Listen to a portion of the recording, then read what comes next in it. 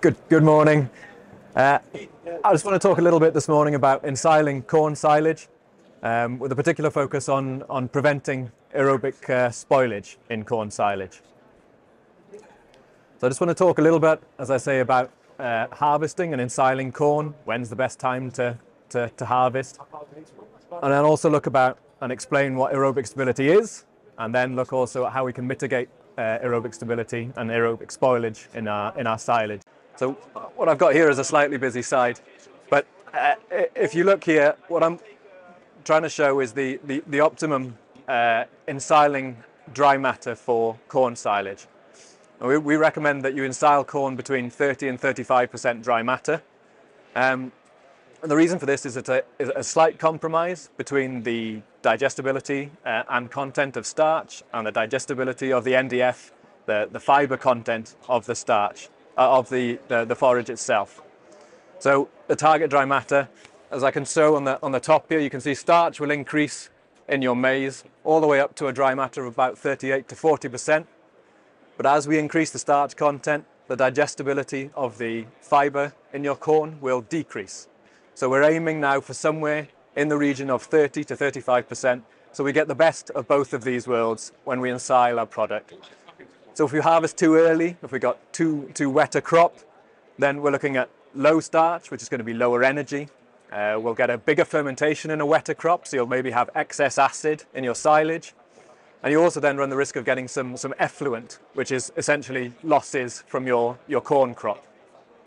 If you harvest too late, if it gets too dry, too mature, we then risk low starch and fiber digestibility. And also then you will suppress the fermentation. Drier crops won't ferment as well as a wetter crop. You also then can run into difficulties with compaction of your crop. So if you can't compact the crop, you will leave air inside, which will cause you problems with both the fermentation and then at the tail end when you open with aerobic spoilage. Okay.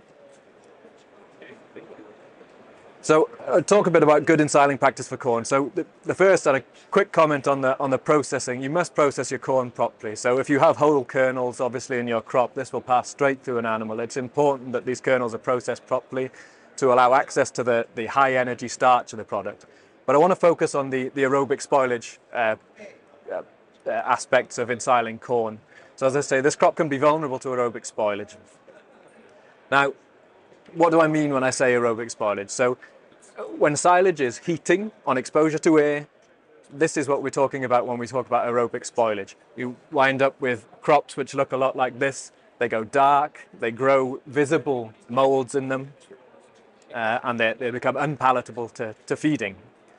So almost invariably, yeasts in your silage will initiate aerobic spoilage. So yeasts can tolerate, they can survive the acidic conditions when you ensile your crop. So even though we're bringing the pH down low, some yeasts will survive within your silage forage crop.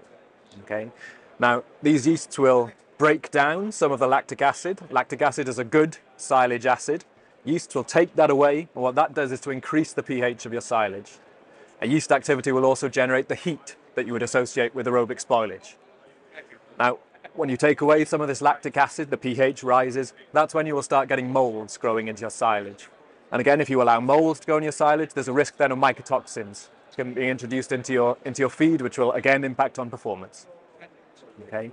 And the other thing is that if you're getting heating, if you see heat in your silage, that represents high dry matter and energy losses in your crops. Okay, so it's really important that we control the yeast numbers to prevent that heating, to maximize the quality of the crop. So again, to return to some good practices for preventing aerobic spoilage. Preventing air, keeping oxygen out of your clamp is critical, both to the fermentation and to the aerobic stability of that crop. Okay, so it's important to make a thorough compaction of the crop as best you can.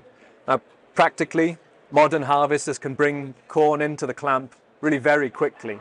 And if you're bringing lots of material in, it can be a rush to get this stuff compacted properly, to consolidate it properly in the clamp. We should be aiming to consolidate layers no more than 15 centimeters to make sure that that's compacted down well in your bunker.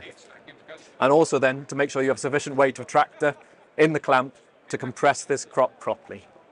So the more you compress it, the less oxygen will remain in your clamp. Okay, and then sealing the clamp is also incredibly important. Having suppressed it, squeezed out as much of the oxygen as you can, it's important to seal that to prevent oxygen coming back into the clamp. So side sheeting on clamps is extremely important, and also would promote the use of an oxygen barrier. Again, the top surface is very vulnerable to spoilage. An oxygen barrier is a very good way of keeping air away from that crop and preserving the very top layers of the crop as well. And of course, weighting the clamp to make sure that compaction is maintained, the sheeting stays down, that's also very important. So I just want to show some results from a recent study in Germany. We've been looking at both air introduction at the beginning of ensiling and also then repeated introduction of air throughout the ensiling process. So these two things impact your ensiling process in a slightly different way. Okay? So if we look at sealing quickly or sealing in a late fashion, so delaying sealing for 24 hours after packing your clamp. Now, this graph on the top is showing dry matter losses. So here I've got prompt sealing, so we're sealing immediately after the crop is into the silo. And on this side, there was delayed sealing. So there was a 24-hour period where we haven't got sheeting on the clamp. And there's a clear difference here in the dry matter losses between the two. Okay? So if you leave the crop, if you delay the closing of this silo, the dry matter losses are increased almost twice or more than twice. Okay, so allowing oxygen to be present in that clamp at the beginning of the fermentation allows yeast activity, and you will see very significant dry matter losses. So it is really important that you seal these clamps as quickly as is possible after getting the crop inside. Okay, and then the graph on the bottom here is looking at then introducing air to a clamp which has already been sealed. Okay, so for instance, if you get damage to the surfaces and allow air to get back into the crop.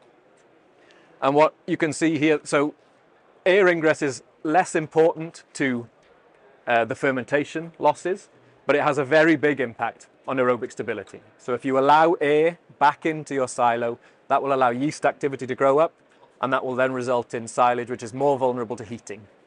Okay, so again, what we're looking now is to prevent that yeast activity to stop this spoilage.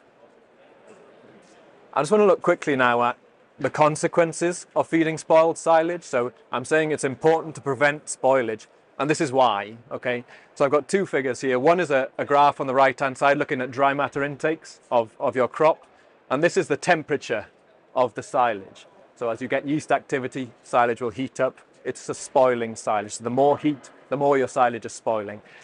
And there's a very clear trend here between dry matter intake and spoiling. Okay, so dry matter intake will decrease significantly if you allow this forage to spoil. Okay, and similarly here, this was a study in goats, I think, but this is a study in beef cattle, and the same trend is what we're seeing here. If you feed, this is the percentage of spoiled silage in the ration. If you feed this material, this dark spoiled material, then it will impact on dry matter intakes, and if you're reducing intakes, you will impact on performance. Okay, so this is why it's so important to prevent aerobic spoilage. So what I want to look at now is how you can use an inoculant as part. So we talked about keeping air out. That's very important.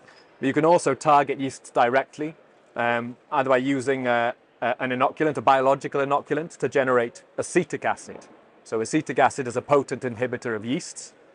You could also include an acid in your silage. So something, for instance, potassium sorbate is again a potent inhibitor of yeasts.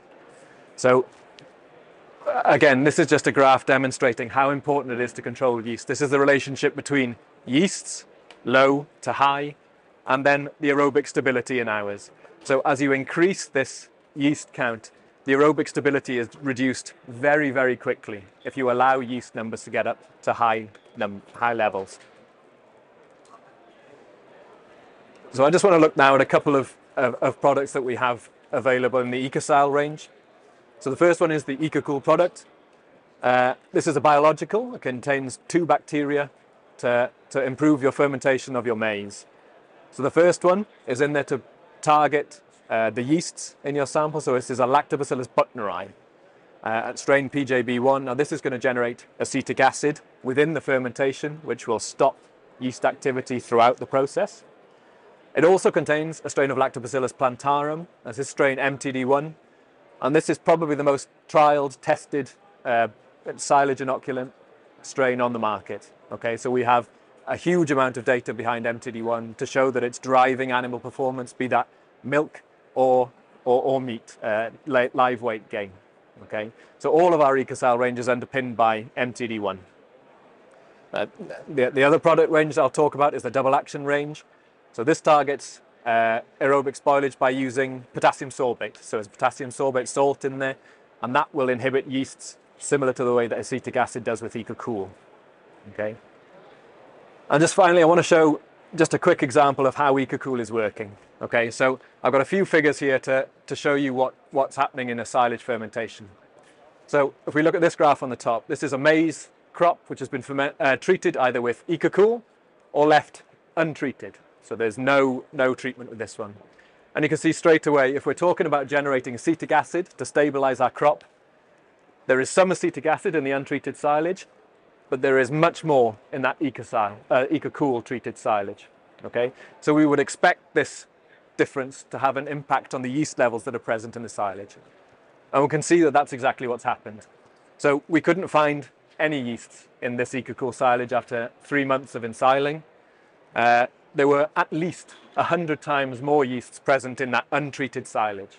Now that difference in yeast numbers we would expect to see impact on the aerobic stability in the forage.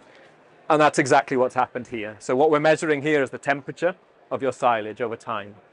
And you can see there's a big spike in the temperature of this untreated forage after about 2 days. And that's because of this yeast activity.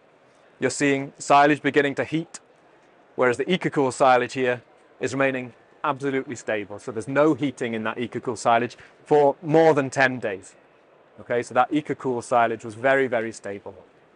Okay. So just to wrap up, to summarize briefly, as I say, maize is a high energy crop. You can use it to drive performance, but you have to bank the potential of that crop. Okay, if you don't ensile it properly, you will lose it, you will be losing dry matter, and you will lose performance. Okay, it requires a careful management to maximize the return from this crop. So, as I say, excluding oxygen is extremely important, and that's a practical on-farm management practice. But also the use of a proven inoculant can promote aerobic stability by directly targeting those yeasts. Okay, thank you very much.